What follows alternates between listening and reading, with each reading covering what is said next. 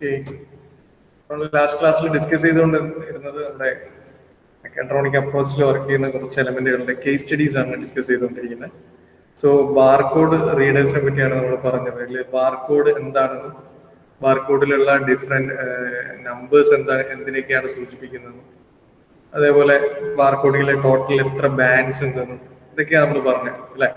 എന്തായിരുന്നു ബാർകോഡിലെ ഈ first letter, സ്റ്റാർട്ടിങ്ങിലുള്ള ഈ ഫസ്റ്റ് നമ്പർ എന്തിനെ ഡിനോട്ട് ചെയ്യുന്ന? ടൈപ്പ് ഓഫ് പ്രൊഡക്റ്റ് അല്ലേ? ഈ ഇവിടെയുള്ള ഈ ഫിഗറിലെ 0 പ്രൊഡക്റ്റ് ടൈപ്പോ കൺട്രി അങ്ങനെ എന്തോ അല്ലേ? എന്തോ ഒന്നും പറയലടേ. ഇന്നലെ നമ്മൾ ഒരു ക്ലാസ് മുഴുവൻ ഡിസ്കസ് ചെയ്തല്ലേ. Country code. കൺട്രി കോഡാണോ 0? പ്രൊഡക്റ്റ് ടൈപ്പ് സ്റ്റാൻഡേർഡ് യൂറോപ്യൻ ആണോ അമേരിക്കൻ ആണോ? രണ്ട് സ്റ്റാൻഡേർഡ്സ് ആണ് ഇന്റർനാഷണലി ആക്സെപ്റ്റഡ് സ്റ്റാൻഡേർഡ്സ്. അതില് രണ്ട് സ്റ്റാൻഡേർഡിന്റെ പേര് ഞാൻ പറഞ്ഞിരുന്നു. എന്തൊക്കെയായിരുന്നു? UPC യൂണിവേഴ്സൽ പ്രൊഡക്റ്റ് കോഡിങ്ങും അതുപോലെ തന്നെ EAN യൂറോപ്യൻ ആർട്ടിക്കിൾ നമ്പറിങ്ങും അല്ലെ. UPC ആണെങ്കിൽ സിംഗിൾ ഡിജിറ്റ് ആയിരിക്കും, EAN ആണെങ്കിൽ ഡബിൾ ഡിജിറ്റ് ആയിരിക്കും, 2 ഡിജിറ്റ് ആയിരിക്കും അല്ലെ. ഓക്കെ, ദെൻ ഇവിടെ പിന്നെയുള്ള ഫസ്റ്റ് ഹാഫിലുള്ള അത് ഫസ്റ്റ് ഇവിടെ ഒരു വലിയ ബാൻഡ് 2 ഉണ്ട്, സെൻട്രലിൽ ഒരു 2 ബാൻഡ് ഉണ്ട്, എൻഡിലും 2 ബാൻഡ് ലെങ്ത് ഉള്ളത്. ഈ ആദ്യത്തെ ഹാഫിന്റെ മിഡിലുള്ളതിന്റെ ഇടയിലുള്ള ഈ 5 നമ്പേഴ്സ് ഇതെന്തിനാണ് ഡിനോട്ട് ചെയ്യുന്നത്?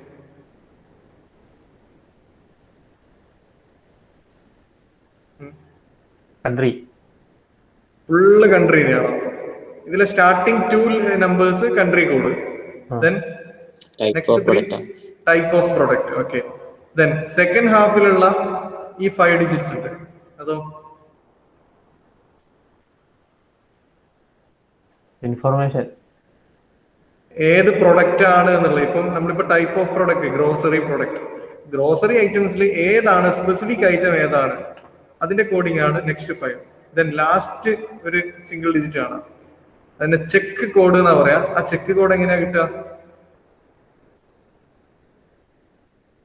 ഇവന്റ്സ് എല്ലാം കൂട്ടും, പിന്നെ ഓഡ് പൊസിഷനിലുള്ള നമ്പേഴ്സ് ഒക്കെ കൂടി കൂട്ടിയിട്ട് 3 മൾട്ടിപ്ലൈ കൊണ്ട് മൾട്ടിപ്ലൈ ചെയ്യും. എന്നിട്ട് അതിന്റെ കൂടെ ഈവൻ പൊസിഷനിലുള്ള നമ്പേഴ്സ് ഒക്കെ കൂടി കൂട്ടും. അപ്പൊ നമുക്കൊരു നമ്പർ കിട്ടും.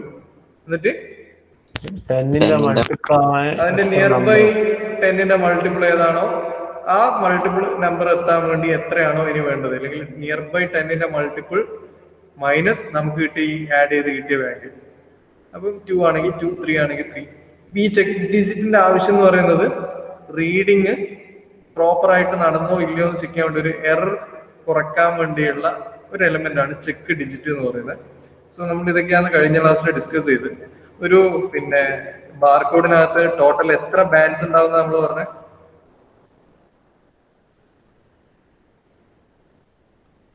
എത്ര നാരോ ബാൻഡുകളാണ് ഉണ്ടാവുക?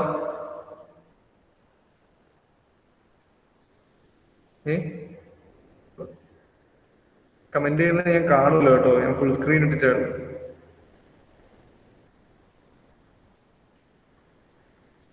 95. ഓക്കെ, അപ്പൊ ഇവിടെ ഇപ്പൊ നമുക്ക് ഇങ്ങനെ എണ്ണുമ്പോ ഈ ബ്ലാക്ക് മാത്രമേ നമ്മൾ എണ്ണൂ. പക്ഷെ ആക്ച്വലി ഇത്രയും തിക്നെസ്സിൽ വരുന്ന വൈറ്റ് എന്ന് പറയുന്നത് ചെറിയ ചെറിയ വൈറ്റ്, കുറെ വൈറ്റ് ബാൻഡുകളുടെ കോമ്പിനേഷൻ ആണ്. അതേപോലെ തന്നെ ഒരു തിക്നെസ് ഉള്ള ബ്ലാക്ക് എന്ന് പറഞ്ഞാൽ കുറെ നാരോ ബ്ലാക്ക് ബാൻഡുകളുടെ കോമ്പിനേഷൻ. അങ്ങനെ ഓരോന്ന് എണ്ണിക്കഴിഞ്ഞാൽ 95 ബാർസ് ആണ് ഈ ഒരു ടോട്ടൽ ബാർകോഡിനകത്ത് ഉണ്ടാകുന്നത്. ഇതൊക്കെയാണ് കഴിഞ്ഞ ക്ലാസ്സിൽ പറഞ്ഞത്. അപ്പൊ ഇതെങ്ങനെയാണ് ഈ നമ്പറിങ്? ആക്ച്വലി ഈ നമ്പറിങ് എന്ന് പറയുന്നത് നമ്മൾ വെറുതെ ഇടുന്നൊന്നല്ല കേട്ടോ. ഈ നമ്പറിങ് എന്ന് പറയുന്നത് നമ്മുടെ ഇവിടുത്തെ കോഡിങ്ങിന് കറസ്പോണ്ടിങ് ആയിട്ട് വരുന്നതാണ്. നമ്മളിപ്പോ ഇവിടെ ഇപ്പൊ 3-4 ബ്ലാക്ക് ബാൻഡുകളുടെ കോമ്പിനേഷൻ, അത് കഴിഞ്ഞ് കുറച്ച് വൈറ്റ് ബാൻഡുകളുടെ കോമ്പിനേഷൻ. അപ്പൊ ഈ ഒരു ബാൻഡിന്റെ അല്ലെങ്കിൽ ഈ ഒരു വൈറ്റ് ആൻഡ് ബ്ലാക്ക് ബാൻഡ്സിന്റെ കോൺഫിഗറേഷൻ അനുസരിച്ച് വരുന്ന ഓട്ടോമാറ്റിക് നമ്പറുകളാണിത്. അപ്പൊ നമുക്ക് 36 എന്ന് പറയുന്ന കൺട്രി കോഡാണ് നമുക്ക് ഉണ്ടാകേണ്ടെങ്കിൽ അതിന് കറസ്പോണ്ടിങ് ബാൻഡാണ് ഇവിടെയൊക്കെ ഉണ്ടായിട്ടുള്ളത്. ഈ ഫസ്റ്റ് ഹാഫ് നമുക്ക് നോക്കാം. ഫസ്റ്റ് ഹാഫ് എന്ന് പറഞ്ഞാൽ ഈ സെൻട്രൽ ലൈനിനും ഈ ഫസ്റ്റിലുള്ള ലൈനിനും ഇടയിലുള്ള ഇത്രയും ഏരിയ അല്ലെ, ഇത്രയും ബാൻഡ്. ഈ ബാൻഡിന്റെ നമ്പറിംഗ് ആണ് ഇത്. അല്ലാതെ നമ്മളിങ്ങനെ ബാൻഡ് വെറുതെ ഉണ്ടാക്കി നമുക്ക് ഇഷ്ടമുള്ള നമ്പർ ഇടുന്നതല്ല. നമുക്കിവിടെ 3-6 ഇതിന് കറസ്പോണ്ടിങ് ബാൻഡ്സ് ആണ് ഇവിടെ ഉള്ളത്. 3-6 3ക്കും 6നും കറസ്പോണ്ടിങ്. അതേപോലെ 0-0-0 പ്രൊഡ്യൂസ് ചെയ്യാൻ ആവശ്യമായ ബാൻഡ് ഡിസ്ട്രിബ്യൂഷൻ അവിടെ ഉള്ളത്.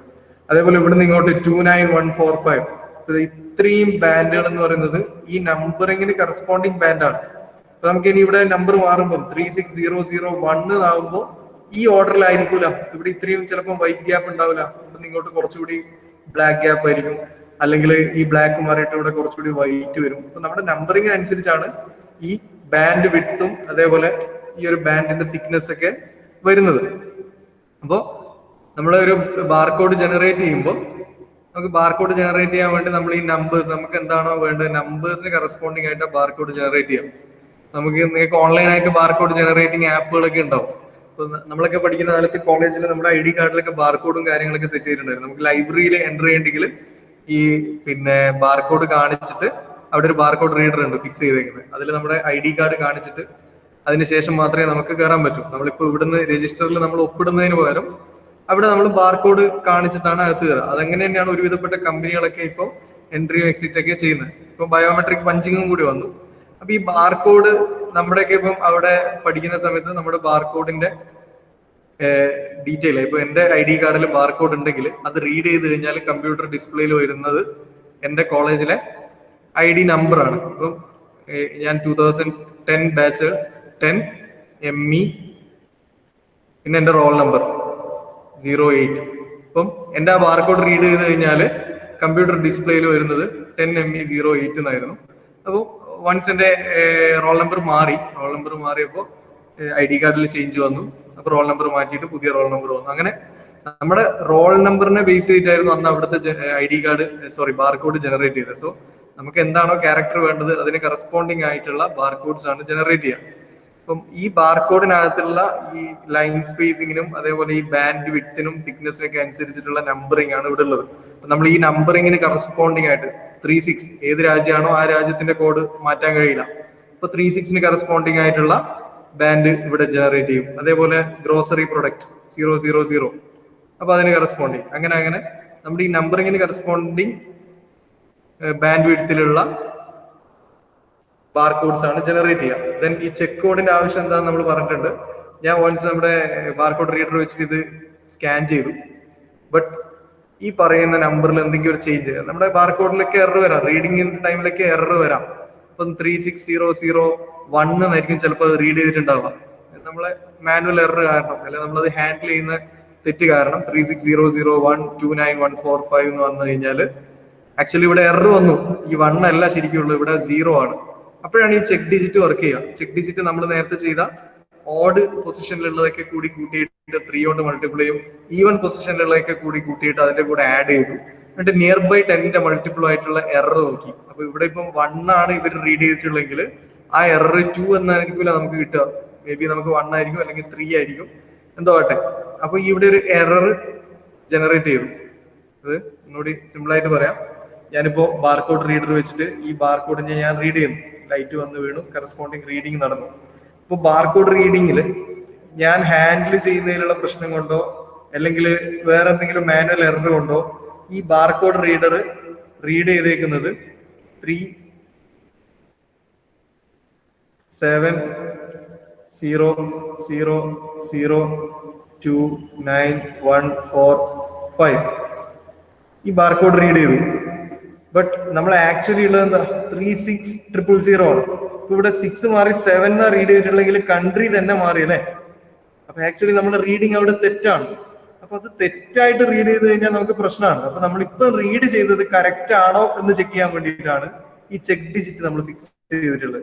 അപ്പൊ നമുക്കറിയാം ഈ ചെക്ക് ഡിജിറ്റ് പ്രകാരം ഈ നമ്മൾ ഓഡ് പൊസിഷനിലുള്ളതൊക്കെ കൂടി കൂട്ടി കിട്ടുന്നതും *3 പ്ലസ് ഈവൻ പൊസിഷനിലുള്ള നമ്പറും കൂടി കൂട്ടി കഴിഞ്ഞാൽ ഒരു 10ന്റെ മൾട്ടിപ്പിളിന്റെ 2 ഡിജിറ്റ് ബാക്കിലായിരിക്കണം. അതായത് നമ്മൾ അന്ന് കൂട്ടിയപ്പോൾ നമുക്ക് കിട്ടിയത് 58 എങ്ങാനാ കിട്ടിയത് അല്ലെ, 58 കിട്ടിയത്. ബട്ട് ഇവിടെ ഇപ്പൊ 36 മാറി 37 ആയതുകൊണ്ട് മേ ബി നമുക്ക് കിട്ടുന്നത് 59 അല്ലെങ്കിൽ 63 ഒക്കെ ആയിരിക്കും. ചെയ്യുന്നതിനനുസരിച്ച് മാറുക. അപ്പം കമ്പ്യൂട്ടർ ഓട്ടോമാറ്റിക് ആയിട്ട് ഈ 63യോട് ഈ 2 കൂട്ടും. അന്നേരം 63 പ്ലസ് 2 എത്ര വന്നു? 65. അതൊരു 10ന്റെ മൾട്ടിപ്പിൾ ആണോ?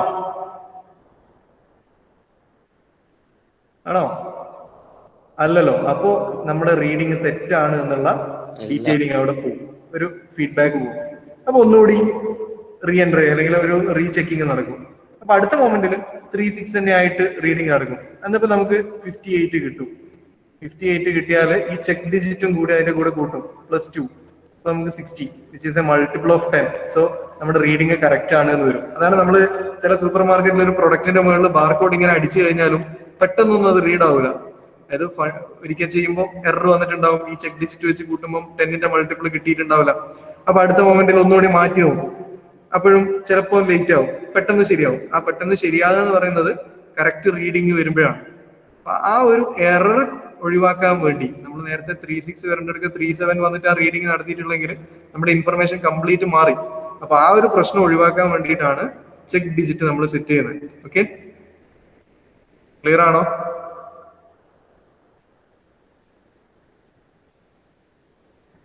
Hello hello okay. ഇനി ഇതെങ്ങനെയാണ് റീഡിങ് നടക്കുക എന്നുള്ളത്, റീഡിങ്ങിന്റെ സ്റ്റെപ്സ് ആണ് ഇനി പറയുന്നത്. Steps to process the digits in a barcode for particular product. ഇത് നമ്മൾ പറഞ്ഞു, ഓരോ ഡിജിറ്റ്സും എന്തിനൊക്കെയാ സൂചിപ്പിക്കുന്നതെന്നൊക്കെ പറഞ്ഞു. ഇനി സ്റ്റെപ്സ് ഓഫ് ദി പ്രോഗ്രാമിങ്ങിന്റെ അല്ലെങ്കിൽ ഈ ഒരു റീഡിങ് എങ്ങനെയാണ് നടക്കുന്നത്. First, initialization to clear the various memory location. നമ്മുടെ ബാർകോഡ് റീഡർ അതേപോലെ ഒരു കമ്പ്യൂട്ടർ കൺട്രോൾ യൂണിറ്റുമായിട്ടാണ് കണക്ട് ചെയ്തിട്ടുള്ളത്.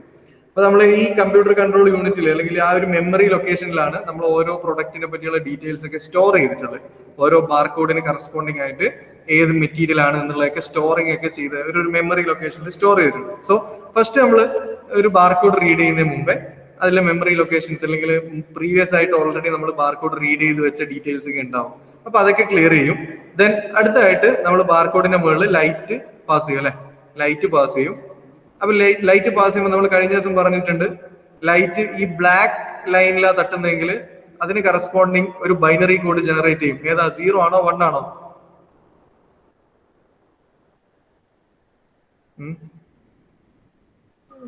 ഡാർക്കിന് 1, അതായത് ബ്ലാക്കിന് 1, ഡാർക്കിന് 1 വരും, അല്ലെ, 1 വരും. അടുത്ത പൊസിഷനിൽ വൈറ്റ് ആണെങ്കിൽ അതിന് കറസ്പോണ്ടിങ് 0 വരും. ദെൻ തേർഡ് പൊസിഷൻ 1 ആണെങ്കിൽ 1 വരും, ബ്ലാക്ക് ആണെങ്കിൽ 1 വരും. പിന്നെ ഇവിടെ നമുക്ക് നോക്കിയാൽ ഇവിടെ കുറെ വൈറ്റ് ബാൻഡുകളുടെ ഒരു കോമ്പിനേഷനാണ്. അപ്പൊ ഇവിടുന്ന് ഒരു 3 4 0 അടുപ്പിച്ചടുപ്പിച്ച് വരും. അങ്ങനെ 95 1 and 0s റീഡ് ചെയ്യും, അല്ലെ, 1ഉം 0യുടെയും 95 കോമ്പിനേഷൻ. കാരണം 95 ബാൻഡ്സ് ആണ് ഈ ഒരു ഹോൾ ബാർകോഡിനകത്തുള്ളത്. ഓക്കെ, അപ്പൊ ഈ 1 0 1 0 0 0 0 ഈ ഒരു അറേഞ്ച്മെന്റ് എങ്ങോട്ടേക്ക് പാസ് ചെയ്യുന്ന വെച്ചാല് recovering the data from the input. This involves continually testing the input to determine whether it is 0 or 1. Dark ആണോ ബ്രൈറ്റ് ആണോ എന്നുള്ള ചെക്കിങ് ലൈറ്റ് വെച്ചിട്ട് നടക്കും. ദെൻ ഇങ്ങനെ കിട്ടിക്കഴിഞ്ഞാൽ ഈ ഡാറ്റ നമ്മുടെ മെമ്മറി ലൊക്കേഷനിലേക്ക് ഓൾറെഡി സ്റ്റോർ ചെയ്ത ലൊക്കേഷനിലേക്ക് പാസ് ചെയ്യും. ഇപ്പൊ നമുക്ക് ഇവിടെ 0ഉം 1ഉം കുറെ കോമ്പിനേഷൻ കിട്ടി. അപ്പൊ ഇവിടെ 1 0 1 0 0 0, പിന്നെ ഇവിടുന്ന് കുറെ ഒരു 4 5 1 വരും ഈ തിക്നെസ്സിന് കറസ്പോണ്ടിങ് ആയിട്ട്. പിന്നെ ഇവിടെ ഒരു 2 3 0 വരും. അപ്പൊ ഇങ്ങനെ ഈ 0 1 0 1 ഈ ഒരു അറേഞ്ച്മെന്റിന് കറസ്പോണ്ടിങ് ആയിട്ട് നമ്മുടെ മെമ്മറി ലൊക്കേഷനിൽ സ്റ്റോർ ചെയ്ത ഡാറ്റാസ് വർക്ക് ചെയ്യാൻ തുടങ്ങും. അപ്പൊ ഇവിടുത്തെ ഈ ഫസ്റ്റ് ഹാഫ് എന്ന് പറഞ്ഞാൽ എവിടെയാ, ഈ പോയിന്റ് തൊട്ട്, അതായത് ഫസ്റ്റത്തെ ടോളർ ബാൻഡ് തൊട്ട് ഈ സെന്ററിലുള്ള ഈ ടോളർ ബാൻഡ്, ഇത്രയും ഏരിയയിലെ സ്കാനിങ് ഡീറ്റെയിൽസ് എടുക്കും. എന്നിട്ട് ഇവിടുത്തെ ഈ 1 0 0 1ന്റെ ഡിസ്ട്രിബ്യൂഷൻ അനുസരിച്ചിട്ടുള്ള നമ്പറിങ് ജനറേറ്റ് ചെയ്യും. അതായത് 36 000 ഈ നമ്പർ ജനറേറ്റ് ചെയ്യും മെമ്മറി ലൊക്കേഷനിൽ. അതേപോലെ ഈ ടോളർ ബാൻഡ് കഴിഞ്ഞിട്ട് അടുത്ത സെക്ഷനിലുള്ള ഈ മൊത്തം ബാർകോഡിനെ റീഡ് ചെയ്യും. അപ്പൊ ഇവിടെയും കറസ്പോണ്ടിങ് 1 1 1 0 0 0 1 0 അങ്ങനെ ഇവിടുത്തെ വിഡ്ത്തിനനുസരിച്ച്, ബാൻഡിന്റെ വിഡ്ത്തിനനുസരിച്ചിട്ട് ഇവിടെയും ബൈനറി കോഡ്സ് ജനറേറ്റ് ചെയ്യും. ആ ജനറേറ്റ് ചെയ്ത ബൈനറി കോഡിന്റെ ആ ഒരു ഡിസ്ട്രിബ്യൂഷൻ അനുസരിച്ചിട്ടുള്ള നെക്സ്റ്റ് ഹാഫിന്റെ നമ്പർ ജനറേഷൻ നടക്കും. ഓക്കെ, അപ്പോ ഈ നമ്പർ ജനറേഷൻ നടന്നു. ദെൻ നമ്മൾ ഈ ചെക്ക് ഡിജിറ്റുമായിട്ട് ഇതിനെ ചെക്ക് ചെയ്തു. അപ്പൊ ഇത് മൊത്തം നമ്മൾ നേരത്തെ കാൽക്കുലേഷൻ പ്രകാരം ഈ മൊത്തം കാര്യങ്ങളൊക്കെ ചെക്ക് ചെയ്ത് ഒരു നിയർ ബൈ മൾട്ടിപ്പിൾ ഓഫ് 10ന്റെ 2 ഡിജിറ്റ്സ് ബാക്കിലാണ്, അതായത് 58 ആണ്. അപ്പോൾ +2 ആണെങ്കിൽ 60. അപ്പൊ നമ്മുടെ റീഡിങ് കറക്റ്റ് ആണെന്ന് മനസ്സിലായി. അപ്പൊ നമ്മൾ ഈ നമ്പേഴ്സ് ആണ് അവിടെ നിന്ന് റീഡ് ചെയ്തെടുത്തത്. അപ്പൊ ഈ നമ്പേഴ്സ് റീഡ് ചെയ്തെടുത്തതിന് ശേഷം ഇനിയാണ് മാച്ചിങ് ചെയ്യുന്നത്. ഈ നമ്പർ 36 വിച്ച് കൺട്രി, അപ്പൊ നമ്മളെ മെമ്മറിയിൽ സ്റ്റോർ ചെയ്തിട്ടുണ്ട് 36 എന്ന് പറയുന്ന കൺട്രി ഇപ്പം സ്വിറ്റ്സർലാൻഡ് ആണെങ്കിൽ അത്, ഇനിയല്ല ഇന്ത്യ ആണെങ്കിൽ ഇന്ത്യ, ഇനി ഏതാണോ ഏതോ രാജ്യത്തിന്റെ ആണ് നമ്മൾ സ്റ്റോർ ചെയ്തിട്ടുണ്ടാവും. അപ്പൊ ഇത് ചെക്ക് ചെയ്യാൻ തുടങ്ങും നമ്മുടെ കമ്പ്യൂട്ടറിൽ 36000 അങ്ങനെ ഒരു മെമ്മറി നമ്മൾ സ്റ്റോർ ചെയ്തിട്ടുണ്ടോ. അപ്പൊ ഉണ്ട്, ഇന്ത്യയിലെ ഗ്രോസറി പ്രൊഡക്റ്റ് ആണ്.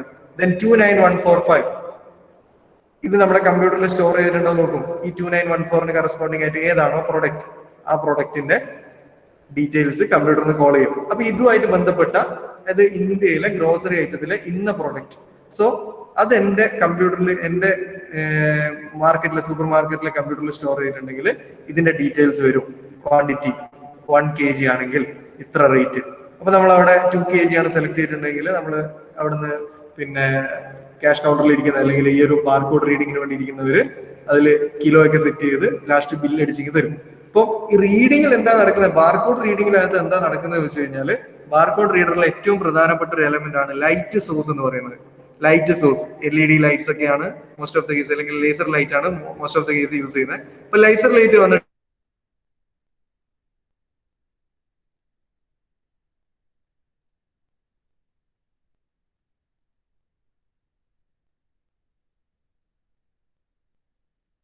ഹലോ,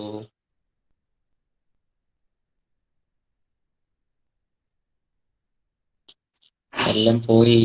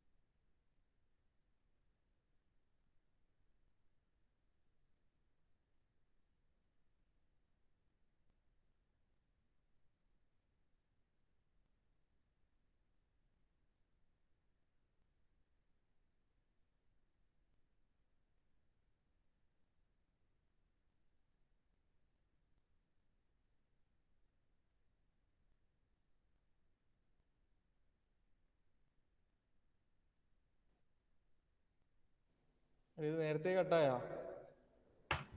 ഇല്ല, ഇപ്പൊ 2 മിനിറ്റ്. ഈ ബാർകോഡ് റീഡിങ്ങിന്റെ കഥയെല്ലാം പറയുമ്പോൾ കേട്ടിട്ടില്ലേ? ആ, ഫസ്റ്റ് സമയത്ത് കട്ടായിട്ട്.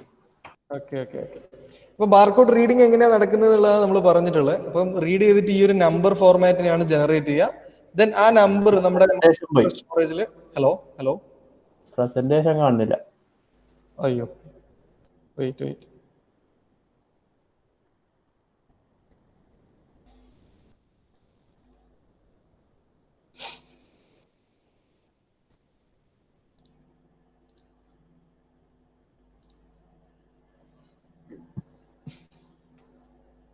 ഓക്കെ അല്ലേ?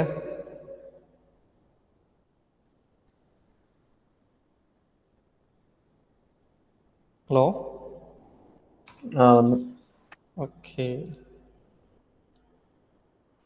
ഓക്കെ. അപ്പൊ നമ്മള് പിന്നെ ബാർകോഡ് റീഡറിലെ പ്രധാനപ്പെട്ട എലമെന്റ്, മെക്കാട്രോണിക് അപ്രോച്ചിൽ വർക്ക് ചെയ്യുന്ന 1-2 എലമെന്റുകളെ പറ്റിയാണ് നമ്മൾ പറഞ്ഞത്. ഒന്ന് ലൈറ്റ് സോഴ്സ്, അതുപോലെ തന്നെ ലൈറ്റ് റിഫ്ലക്ട് ചെയ്ത് വരുന്ന ലൈറ്റിനെ റിസീവ് ചെയ്യുന്ന ലൈറ്റ് സെൻസേഴ്സ്, ഫോട്ടോ ഡയോഡ് സെല്ലുകൾ പോലെയുള്ള ഫോട്ടോ സെൻസിറ്റീവ് സെല്ലുകൾ. ദെൻ ആ സെല്ലുകളിൽ നിന്ന് വരുന്ന ലൈറ്റിന്, റിഫ്ലക്ട് ചെയ്ത് വരുന്ന ലൈറ്റിന് കറസ്പോണ്ടിങ് ആയിട്ട് ബൈനറി കോഡ് ജനറേറ്റ് ചെയ്യുന്നു. ദെൻ ആ ബൈനറി കോഡിന് കറസ്പോണ്ടിങ് ആയിട്ട് ഫസ്റ്റ് ഹാഫിലെ ബൈനറി കോഡിന് കറസ്പോണ്ടിങ് ആയിട്ട് ഫസ്റ്റ് 5 ഡിജിറ്റ് ജനറേറ്റ് ചെയ്യും. സെക്കൻഡ് ഹാഫിലെ ബൈനറി കോഡിന് കറസ്പോണ്ടിങ് സെക്കൻഡ് ഡിജിറ്റ്സ് ജനറേറ്റ് ചെയ്യും. ദെൻ ഇവിടെ എറർ ഉണ്ടോ എന്ന് ചെക്ക് ചെയ്യും. എറർ ഉണ്ടോ എന്ന് ചെക്ക് ചെയ്തിട്ട് എറർ ഒന്നും ഇല്ലെങ്കിൽ ഈ ഒരു നമ്പറിങ്ങിന് കറസ്പോണ്ടിങ് ആയിട്ടുള്ള ഡീറ്റെയിൽസ് നമ്മുടെ കമ്പ്യൂട്ടർ കൺട്രോൾ യൂണിറ്റിൽ നിന്നും റീകോൾ ചെയ്യും. അത് നമുക്ക് ഡിസ്പ്ലേ ചെയ്ത് കാണിക്കും. അപ്പൊ ഇതാണ് ആക്ച്വലി ഒരു പിന്നെ ബാർകോഡ് റീഡർ എലമെന്റിനകത്ത് വർക്ക് ചെയ്യുന്നത്. അപ്പം സംടൈംസ് നിങ്ങൾക്ക് ഇപ്പോൾ നിങ്ങളുടെ എക്സാമിന്, യൂണിവേഴ്സിറ്റി എക്സാമിന് നിങ്ങൾക്ക് ഒരു ബാർകോഡും തരുന്നുണ്ട്. ആ ബാർകോഡ് ഒട്ടിക്കുന്നതിന്റെ താഴെയിലായിട്ട് ചെറിയൊരു കോളം തരുന്നുണ്ട് അല്ലെ? എന്തിനു വേണ്ടിയിട്ട്?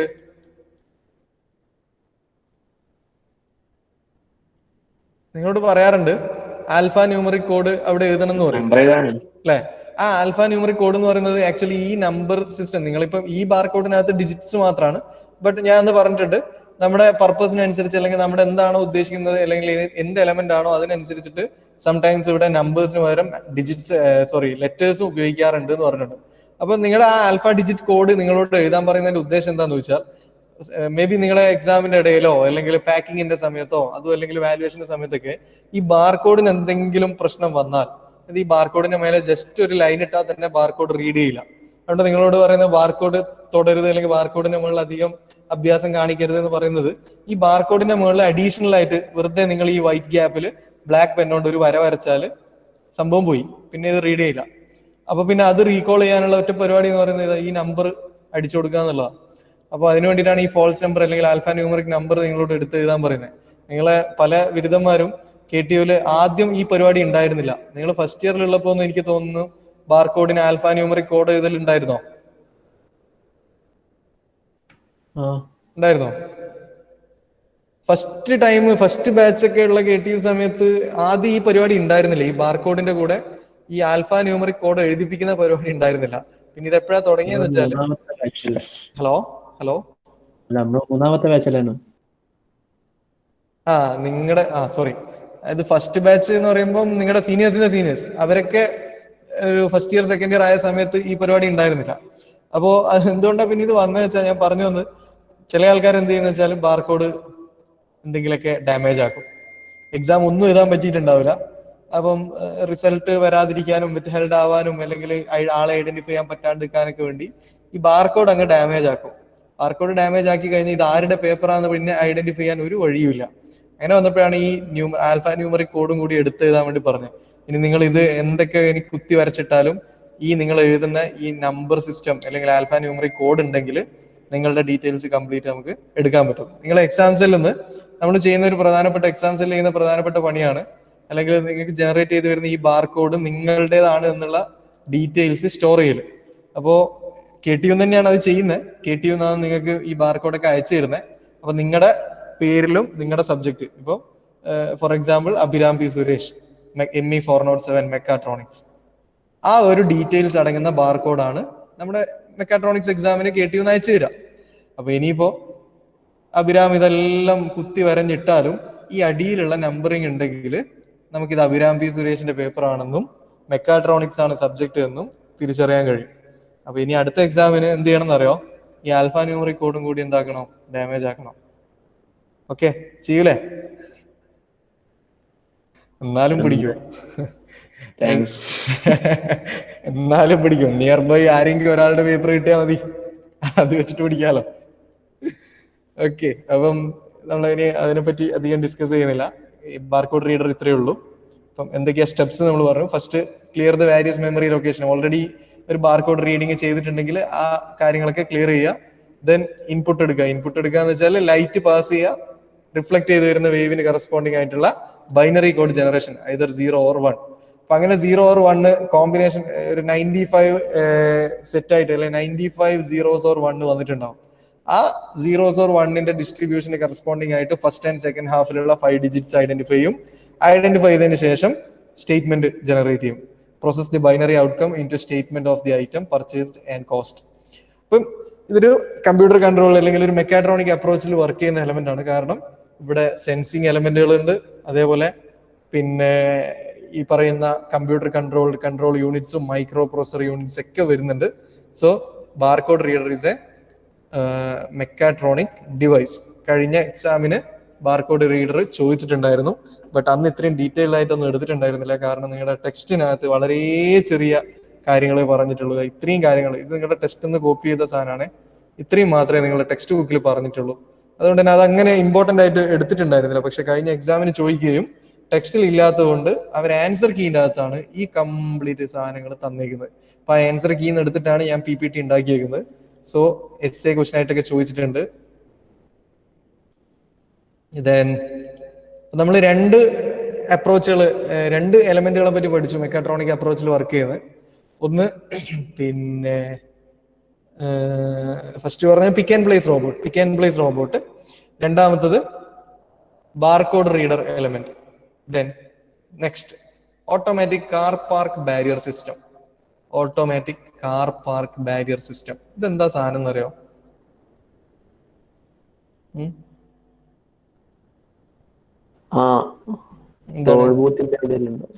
ടോൾ ബൂത്തിന്റെ അവിടെയൊക്കെ ഒരു ബാരിയർ ഉണ്ടാവും അല്ലെ. അപ്പൊ നമ്മൾ ടോൾ ബൂത്തിൽ പൈസയൊക്കെ അടച്ചു കഴിഞ്ഞാൽ അവരെന്ത് ചെയ്യും, നമുക്ക് സ്ലിപ്പ് തരും. എന്നിട്ട് അവർ അവിടെ നിന്ന് ഒരു ഇൻപുട്ട് കൊടുക്കുമ്പോൾ നമ്മുടെ മുമ്പിലുള്ള ഈ ബാരിയർ പൊങ്ങും അല്ലെ, പൊങ്ങി വരും. ദെൻ നമ്മൾ അത് പാസ് ചെയ്ത് പോകും. അപ്പം അതിനെയാണ് ബാരിയർ അല്ലെങ്കിൽ കാർ പാർക്ക് ബാരിയർ സിസ്റ്റം എന്ന് പറയുന്നത്. ടോൾ ബൂത്തിലൊക്കെ കാണുന്ന ഒരു എന്താ പറയാ, ഒരു ക്രോസ് ബാർ പോലെയുള്ള അല്ലെങ്കിൽ ഒരു എലമെന്റ്, നമ്മുടെ വണ്ടീനെ തടഞ്ഞു നിർത്തുന്ന എലമെന്റ്. നമ്മൾ ഇവിടെ ഡിസ്കസ് ചെയ്യുന്നത് പാർക്കിംഗ് ഏരിയയിലുള്ള ബാരിയർ സിസ്റ്റം ആണ്. പാർക്കിംഗ് ഏരിയയിലുള്ള ബാരിയർ സിസ്റ്റം നിങ്ങൾ പിന്നെ മിസ്റ്റർ ബീന്റെ ഒക്കെ ഇതിനകത്ത് നിങ്ങൾ ശ്രദ്ധിച്ചിട്ടുണ്ടാവും. ഹലോ ഹലോ ഹലോ പറയടാ. റോഡിന്ന് പൊന്തി വരുന്ന മുകളിലോട്ടേക്ക് അല്ല അല്ല അല്ല അല്ല അല്ല നമ്മള് റെയിൽവേ ക്രോസിംഗിലെല്ലാം വരുന്ന ബാരിയർ സിസ്റ്റം ഇല്ലേ, അതന്നെ. നമ്മളെ വണ്ടീന്റെ മൂവ്മെന്റിനെ ബാരിയർ ആക്കി തടഞ്ഞു വെക്കുന്ന, ഒബ്സ്ട്രക്ഷൻ വെക്കുന്ന എലമെന്റ്. നമുക്ക് പറയാം ഇതെവിടെ നമ്മളിവിടെ ഡിസ്കസ് ചെയ്യുന്നത് പാർക്കിംഗ് ഏരിയയില്, നമ്മൾ പെയ്ഡ് പാർക്കിംഗ് ചെയ്യുന്ന സ്ഥലത്ത് ഇതേപോലെ ബാരിയർ സിസ്റ്റം ഉണ്ടാവും. അതായത് നമ്മൾ പാർക്കിങ്ങിൽ ഇപ്പൊ ഒരു 10 വണ്ടിക്ക് നിർത്തിയിടാനുള്ള സ്പേസ് ആണ് ഉള്ളതെങ്കിൽ 11ാമത്തെ വണ്ടി അങ്ങോട്ട് കയറാണ്ടിരിക്കാൻ വേണ്ടി നമ്മൾ അവിടെ ബാരിയർ വെക്കും. ഓക്കെ, നമ്മള് മിസ്റ്റർ ബീന്റെ ഒക്കെ ചില ഇതിനകത്ത് നിങ്ങൾ ശ്രദ്ധിച്ചിട്ടുണ്ടാവും, ചങ്ങായി കാറ് കൊടുത്ത് പോയിട്ട് പാർക്കിങ്ങിൽ പാർക്ക് ചെയ്യാൻ വേണ്ടി അവിടെ ആദ്യം എന്ത് ചെയ്യുന്ന വെച്ചാൽ കാർ നിർത്തിയിട്ട് ഡ്രൈവർ സൈഡിൽ അവിടെ ഒരു കോയിൻ ബോക്സ് പോലത്തെ ഒരു ബോക്സ് ഉണ്ടാവും. എന്നിട്ട് അതിനകത്തേക്ക് ഒന്നിക്ക് കോയിന് അല്ലെങ്കിൽ കാർഡ് ഇതൊക്കെ ഇൻസേർട്ട് ചെയ്യുമ്പോൾ മുമ്പിലുള്ള ബാരിയർ ഓട്ടോമാറ്റിക് എന്തായി പൊന്തി വരും അല്ലെ. ശ്രദ്ധിച്ചിട്ടുണ്ടോ? ചില ഇംഗ്ലീഷ് പടങ്ങളിലെല്ലാം കാണാം പാർക്കിംഗ് ഏരിയയിൽ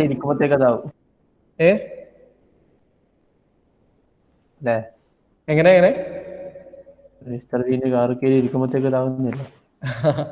അതെ, ഞാൻ മിസ്റ്റർ ബീൻ എന്ന് പറഞ്ഞത് എല്ലാരും കാണാൻ സാധ്യതയുള്ള ഒരു എലമെന്റ് ആയതുകൊണ്ടാണ് അത് പറഞ്ഞത്. അത് പിന്നെ ചില സ്ഥലങ്ങളിലൊക്കെ പാർക്കിംഗ് ഏരിയയിൽ പിന്നെ വണ്ടി എൻട്രൻസിന്റെ സൈഡിൽ ഇതേപോലെ ഒരു ബാരിയർ സിസ്റ്റം ഉണ്ടാവും. ആ ബാരിയർ പൊങ്ങണമെങ്കിൽ നമ്മളെ കാറ് ഈ ബാരിയറിന്റെ മുമ്പിൽ നിർത്തി നമ്മുടെ ഡ്രൈവർ സൈഡിൽ തന്നെ ഒരു ചെറിയൊരു ബോക്സ് പോലുള്ള ഒരു എലമെന്റ് ഉണ്ടാവും. പണ്ടൊക്കെ അതിനകത്തേക്ക് കോയിൻ ഇൻസേർട്ട് ചെയ്യില്ല. കോയിൻ ഇൻസേർട്ട് ചെയ്ത് കഴിഞ്ഞാൽ ഓട്ടോമാറ്റിക് ആയിട്ട് ഈ മുമ്പിലുള്ള ബാരിയർ മേലോട്ടേക്ക് പോകും. പിന്നെ നമ്മുടെ കാർഡ്, ചില കാർഡുകൾ കാണിച്ചു കഴിഞ്ഞാൽ ആ കാർഡ് റീഡ് ചെയ്തിട്ട് ബാരിയർ പൊങ്ങുന്നുണ്ട്. പിന്നെ ഇപ്പോ നമ്മുടെ ടോൾ ബൂത്തിലൊക്കെ എന്താ, നമ്മൾ പൈസ കൊടുത്തു കഴിഞ്ഞാൽ അവർ റിസീപ്റ്റ് ചെയ്യുന്നു. ഹലോ ഫാസ്ടാഗ്, ഞാൻ അതിലേക്ക് തന്നെയാ വരുന്നത്. ഓരോ ഇത് ഒരു എങ്ങനെയാ ഇതിങ്ങനെ മാറി മാറി വന്നെന്നുള്ളതാ പറയുന്നത്. ഇപ്പൊ പണ്ട് കോയിൻ ഓപ്പറേറ്റഡ് ആയിരുന്നു, പിന്നെ കാർഡ് ഓപ്പറേറ്റഡ് ആയി. ഇപ്പൊ ടോൾ ബൂത്തിനകത്തൊക്കെ പിന്നെ നമ്മൾ പൈസ കൊടുത്തു കഴിഞ്ഞാൽ അവരവിടുന്ന് മാനുവലി ഈ ബാരിയർ ഓപ്പൺ ആക്കാൻ വേണ്ടിയിട്ടുള്ള സ്വിച്ച് പ്രസ് ചെയ്യുന്നതാക്കി. ഇപ്പം ഫാസ്ടാഗും കാര്യങ്ങളൊക്കെ വന്നു. എന്താണേലും നമ്മൾ ഡിസ്കസ് ചെയ്യാൻ പോകുന്നത് ഇത്രയേ ഉള്ളൂ. ഈ ബാരിയർ സിസ്റ്റത്തിന്റെ വർക്കിംഗ്, ലിഫ്റ്റിങ്ങും അതേപോലെ വണ്ടി പാസ് ചെയ്ത് കഴിഞ്ഞാൽ ഇയാള് ലോവർ ചെയ്യണം അല്ലെ. ഈ ലിഫ്റ്റിങ്ങും ലോവറിങ്ങും ചെയ്യുന്ന ഈ ഒരു സിസ്റ്റം ഒരു മെക്കാട്രോണിക് അപ്രോച്ചിൽ വർക്ക് ചെയ്യുന്ന എലമെന്റ് ആണ് എന്നാണ് നമ്മൾ പറയുന്നത്. അപ്പം ഇവിടെ ഒരു എന്താ പറയുക, ട്രഡീഷണൽ അല്ലെങ്കിൽ ഒരു conventional car park barrier system, coin operated car park barrier സിസ്റ്റത്തെ പറ്റിയാണ് നമ്മൾ പറയുന്നത്. ഇപ്പൊ വർക്കിംഗ്, ഫിസിക്കൽ വർക്കിംഗ് ഇത്രയേ ഉള്ളൂ. ഇപ്പം നിങ്ങളിപ്പോ നിങ്ങളുടെ റൂം ഒരു പാർക്കിംഗ് ഏരിയ ആയിട്ട് കൺസിഡർ ചെയ്യുക. അവിടെ പിന്നെ 2 വാതിലുകളുണ്ട്, ഒന്ന് എൻട്രിയും മറ്റൊന്ന് എക്സിറ്റും. അപ്പൊ നിങ്ങൾ ആ റൂമിലേക്ക് കയറാൻ വേണ്ടി, കാർ കൊടുത്ത് കയറാൻ വേണ്ടി റൂമിന്റെ പുറത്തെത്തി കഴിഞ്ഞാൽ അവിടെ ഒരു ബാരിയർ ഉണ്ട്, നിങ്ങളുടെ ഡോർ എന്ന് പറയുന്ന ബാരിയർ ഉണ്ട്. അപ്പൊ ആ ഡോർ ഓപ്പൺ ആണെങ്കിൽ നമ്മൾ എന്ത് ചെയ്യണം, ഈ കാർ പാർക്കിങ്ങിന് വേണ്ടിയിട്ടുള്ള പേയ്മെന്റ്, കോയിൻ പേയ്മെന്റ് നടത്തണം. അപ്പൊ നിങ്ങളുടെ റൂമിന്റെ പുറത്തായിട്ട് ഒരു കോയിൻ ബോക്സ് ഉണ്ട്. അതിനകത്തേക്ക് നിങ്ങൾ കോയിൻ ഇൻസേർട്ട് ചെയ്ത് കഴിഞ്ഞാൽ ഓട്ടോമാറ്റിക് ആയിട്ട് നിങ്ങളുടെ ആ ബാരിയർ, ഡോർ എന്ന് പറയുന്ന സാധനം ഓപ്പൺ ആവും. ഓക്കെ, എന്നിട്ട് നിങ്ങൾ കാർ അകത്ത് കയറ്റി പാർക്ക് ചെയ്തിട്ടു. അപ്പൊ നിങ്ങളുടെ പർപ്പസ് ഒക്കെ കഴിഞ്ഞ്, ആവശ്യമൊക്കെ കഴിഞ്ഞ്, ഷോപ്പിംഗ് ഒക്കെ കഴിഞ്ഞ് നിങ്ങൾ തിരിച്ച് കാർ എടുത്തിട്ട് നിങ്ങൾക്ക് പിന്നെ തിരിച്ചു പോകാൻ വേറെ തന്നെ വഴിയായി, എക്സിറ്റ് വേറെ തന്നെ വഴിയായി. അപ്പോൾ സെക്കൻഡ് ഡോർ, അപ്പൊ ആ സെക്കൻഡ് ഡോറിന്റെ അടുത്തേക്ക് നിങ്ങൾ കാർ കൊടുത്തെത്തി. ബട്ട് അവിടെ ഇപ്പോഴും ഒരു ബാരിയർ ഉണ്ട്, ഡോർ ഉണ്ട്. ആ ഡോർ ഓപ്പൺ ആകണമെങ്കിൽ എന്തോ സംതിങ് ഇൻപുട്ട് നിങ്ങൾ കൊടുക്കണം. അങ്ങനെ കൊടുക്കുമ്പോൾ സെക്കൻഡ് ഡോർ അല്ലെങ്കിൽ എക്സിറ്റുള്ള ഡോറും ഓപ്പൺ ആവും, നിങ്ങൾ പുറത്തേക്ക് ഇറങ്ങി പോകും. ഈ ഒരു മെത്തേഡ് തന്നെയാണ് നമ്മൾ ഇവിടെ ഇനി ഡിസ്കസ് ചെയ്യാൻ പോകുന്നത്. അപ്പൊ നമ്മളിവിടെ coin operated car park barrier system ആണ് നിങ്ങളുടെ സിലബസിൽ പറഞ്ഞിട്ടുള്ളത്. So automatic car park barrier സിസ്റ്റത്തിലെ coin operated car park barrier system എങ്ങനെയാണ് വർക്ക് ചെയ്യുക എന്നുള്ളതിന്റെ വർക്കിംഗ് ഡയഗ്രാം ആണ് ഇവിടെ കാണിച്ചിട്ടുള്ളത്. നിങ്ങൾക്ക് ഇവിടെ ഒരു ബാരിയർ എലമെന്റ് കാണാം. ഓക്കെ, ഈ ബാരിയർ എലമെന്റിൽ കണക്ട് ചെയ്തിട്ട് നമ്മുടെ ആക്ച്വേറ്റർ, ഈ പിസ്റ്റൺ സിലിണ്ടർ അറേഞ്ച്മെന്റിനെ നമ്മൾ ആക്ച്വേറ്റർ എന്നല്ലേ പറയാ, ഇവിടെ ഒരു ആക്ച്വേറ്റർ ഉണ്ട്. ഇതിനെ കൺട്രോൾ ചെയ്യാൻ വേണ്ടിയിട്ട് ഇതാരാ, ഈ എലമെന്റിന്റെ പേരെന്താ,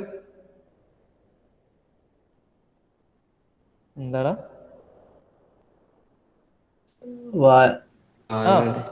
ഡയറക്ഷണൽ കൺട്രോൾ വാൽവ് അല്ലെ. ഒരു ഡയറക്ഷണൽ കൺട്രോൾ വാൽവ് ഉണ്ട്. ഇത് സോളിനോയിഡ് ഡയറക്ഷണൽ കൺട്രോൾ വാൽവ് എന്നാ പറയാ. കാരണം ഈ വാൽവിനെ ഓരോ പൊസിഷനിലേക്ക് ഇടുന്നത്, അതിപ്പോ ഈ ഒരു പൊസിഷനിലാണ് ഉള്ളത് 1, ഇത് 2, ഈ പൊസിഷൻ ചേഞ്ച് ചെയ്യുന്നത് ഒരു സോളിനോയിഡ് വാൽവ് ആണ്, ഒരു സോളിനോയിഡ് എലമെന്റ് ആണ്. സോ ഇതൊരു സോളിനോയിഡ് വാൽവ് ആണ്. വേറൊരു സോളിനോയിഡ് വാൽവ് ഇപ്പുറം ഉണ്ട്. അപ്പൊ ഇത്രയും എലമെന്റ് ആണ് നമ്മുടെ coin operated car park barrier സിസ്റ്റത്തിനകത്തുള്ളത്. ഇതിൽ മെക്കാട്രോണിക് എലമെന്റ്സ് എന്തൊക്കെയാന്ന് വെച്ച് കഴിഞ്ഞാൽ എല്ലാം മെക്കാട്രോണിക് എലമെന്റ് ആണ്. ഈ piston cylinder arrangement it is an actuator അല്ലെ. ഇവിടെ 2 സോളിനോയിഡ് കൺട്രോൾ വാൽവ്സ് ഉണ്ട്. ഈ ഡയറക്ഷണൽ കൺട്രോൾ വാൽവ്സും ഒരു മെക്കാട്രോണിക് അപ്രോച്ചിൽ വർക്ക് ചെയ്യുന്ന കൺട്രോൾ ഡിവൈസ് ആണ്. ദെൻ ഇവിടെ ലിമിറ്റ് സ്വിച്ച് ഒക്കെ ഉണ്ട്. നമുക്ക് നോക്കാം, ഇതിന് ലാഡർ പ്രോഗ്രാമിങ്ങും കാര്യങ്ങളൊക്കെ വരുന്നുണ്ട്. അപ്പോ ഫസ്റ്റ് നമ്മൾ ഇൻപുട്ട് എൻട്രി കേസ് പറയും, പിന്നെ നമ്മൾ എക്സിറ്റിന്റെ കേസ് പറയും. ഓക്കെ, ഇപ്പം എൻട്രി കേസ്, ഞാൻ കാർ എടുത്തു വന്നപ്പോൾ എന്റെ മുമ്പിൽ ഒരു ബാരിയർ ഉണ്ട്. നമ്മുടെ റെയിൽവേ ക്രോസിംഗിലൊക്കെ കാണുന്ന പോലെ ഒരു ബാരിയർ ഉണ്ട്.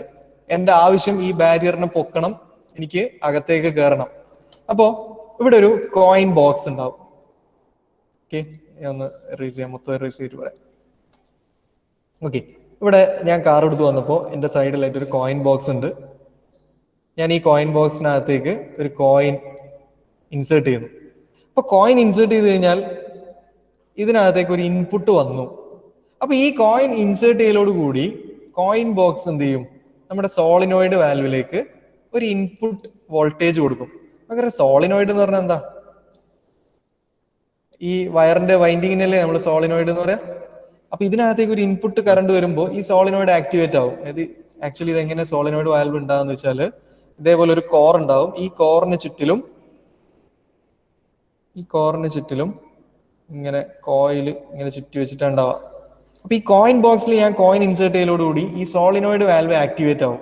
അങ്ങനെ ആക്ടിവേഷൻ നടക്കുമ്പോൾ ഈ സോളിനോയിഡ് വാൽവ് ഇപ്പൊ ഉള്ള പൊസിഷനിൽ നിന്ന് അടുത്ത പൊസിഷനിൽ, ഇപ്പൊ ഇവിടെ നമ്പർ 1 പൊസിഷനിലുള്ളത് 2 പൊസിഷൻ, ഈ പൊസിഷൻ ഇപ്പുറത്തേക്ക് എത്തും. അപ്പൊ എന്താവും, ഇവിടുന്ന് ഇങ്ങനെ ഈ എയർ ഇങ്ങോട്ട് വരും അല്ലെ. നമ്മളെ coin box input to solenoid valve. ഇപ്പൊ ഞാനിവിടെ കോയിൻ ഇൻസേർട്ട് ചെയ്യുമ്പോൾ ഇവിടെ ഒരു ഇൻപുട്ട് വരും. അപ്പൊ ഈ വാൽവ്, സോളിനോയിഡ് വാൽവ് എ എന്ന് പറയുന്ന സോളിനോയിഡ് വാൽവ് ആക്ടിവേറ്റഡ് ആവും. അങ്ങനെ ആക്ടിവേറ്റഡ് ആവുമ്പോൾ പൊസിഷൻ മാറും അല്ലെ. ഇപ്പോൾ ഉള്ള ഈ പൊസിഷൻ മാറിയിട്ട് അത് ഈ ഒരു എയറോ എന്ന് പറയുന്നത് ഇവിടെ വരും. അപ്പൊ നമുക്കിവിടെ ഒരു ആക്ച്വേറ്റർ ഉണ്ട് അല്ലെ, പ്രഷറൈസ്. ഇതൊരു ന്യൂമാറ്റിക് സിലിണ്ടർ ആണെങ്കിൽ കംപ്രസ്ഡ് എയർ കൊടുക്കാൻ വേണ്ടിയിട്ടുള്ള ഡിവൈസ് ഇവിടെ ഉണ്ട്. അപ്പം ഇവിടുന്ന് കംപ്രസ്ഡ് എയർ, ന്യൂമാറ്റിക് സിലിണ്ടർ ആണെങ്കിൽ കംപ്രസ്ഡ് എയർ ഇതിലേക്ക് കയറി പിസ്റ്റൺ സിലിണ്ടർ അറേഞ്ച്മെന്റ് ഈ ഏരിയയിലെത്തും. അപ്പൊ ഈ പിസ്റ്റൺ എന്ത് സംഭവിക്കും,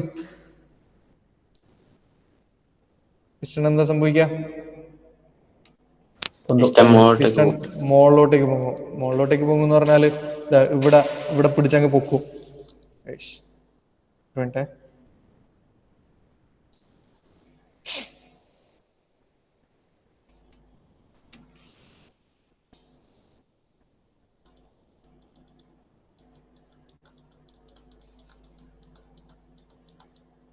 ഓക്കെ,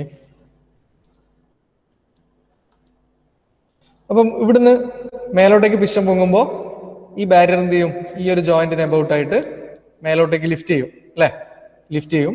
ദെൻ കാർ എന്ത് ചെയ്യും, എൻട്രി സൈഡിൽ ഇപ്പം ബാരിയർ പോയി കാർ അകത്തേക്ക് കയറും അല്ലെ. അപ്പം നമ്മൾ പ്രോഗ്രാം ചെയ്ത് വെക്കും. നമ്മളെ PLC പ്രോഗ്രാമിൽ നമ്മളൊരു ടൈമർ സർക്യൂട്ട് പഠിച്ചിട്ടുണ്ട്. അപ്പൊ ഇങ്ങനെ പൊങ്ങുകയാണെങ്കിൽ, ലിഫ്റ്റ് ചെയ്യുകയാണെങ്കിൽ ഒരു 10 സെക്കൻഡ് നേരം ഇങ്ങനെ പൊങ്ങി തന്നെ കിടക്കണം എന്നുള്ള രീതിയിലുള്ള ടൈമിങ് നമ്മൾ സെറ്റ് ചെയ്തിട്ടുണ്ടാവും പ്രോഗ്രാമിൽ. അപ്പൊ ഒരു 10 സെക്കൻഡ് ഇയാൾ പൊങ്ങും. അപ്പൊ 10 സെക്കൻഡിന് ശേഷം ഈ ലിമിറ്റ് സ്വിച്ച് വർക്ക് ചെയ്യും. ലിമിറ്റ് സ്വിച്ച് വർക്ക് ചെയ്യുമ്പോൾ ഈ ലിമിറ്റ് സ്വിച്ച് നമ്മുടെ സോളിനോയിഡ് ബി എന്ന് പറയുന്ന സോളിനോയിഡ് വാൽവിനെ ആക്ടിവേറ്റ് ചെയ്യും. അപ്പം ബി ആക്ടിവേറ്റ് ചെയ്യുമ്പോൾ ഇപ്പോൾ ഉള്ള പൊസിഷൻ മാറിയിട്ട് ബിയുടെ പൊസിഷൻ ചേഞ്ച് ആവും. ഇപ്പോൾ ഈ ഒരു പൊസിഷൻ ഇപ്പുറത്തെത്തും. അതായത് ഇവിടുന്ന് വരുന്ന കംപ്രസ്ഡ് എയർ ഈ ഒരു വഴിയിലൂടെ കയറി കംപ്രസ്ഡ് എയർ എന്ത് ചെയ്യും, മേലേക്ക് പോകും. അപ്പം നേരത്തെ പൊങ്ങി വന്ന പിസ്റ്റൺ ഇവിടെയാണ് ഉണ്ടായത്. ഇനി പിസ്റ്റൺ എന്ത് ചെയ്യും,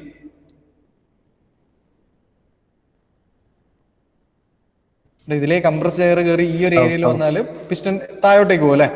താഴോട്ടേക്ക് പോകുമ്പോൾ ഇവിടെ സ്പ്രിംഗ് റിട്ടേൺ ഉള്ളതുകൊണ്ട് ഈ ഒരു വാൽവ് പഴയ പൊസിഷനിലേക്ക് തന്നെ പോകും. ഇതിനകത്ത് കംപ്രസ്ഡ് എയർ കംപ്ലീറ്റ് ഇറങ്ങി നേരെ പുറത്തേക്ക് പോകും. അതേപോലെ ഈ പിസ്റ്റൺ താഴോട്ടേക്ക് വരും. പിസ്റ്റൺ താഴോട്ടേക്ക് വരും എന്ന് പറഞ്ഞാൽ പൊങ്ങിക്കിടക്കുന്ന ബാരിയർ എന്ത് ചെയ്യും, ലിഫ്റ്റ് ചെയ്ത ബാരിയറിനെ ലോവർ ചെയ്യും, അല്ലെങ്കിൽ താഴോട്ടേക്ക് വരും. ബാരിയർ വീണ്ടും പഴയ പൊസിഷനിലേക്ക് തന്നെ വന്നു നിൽക്കും അല്ലെ. ക്ലിയർ ആണോ? എൻട്രി സൈഡ് ക്ലിയർ അല്ലേ?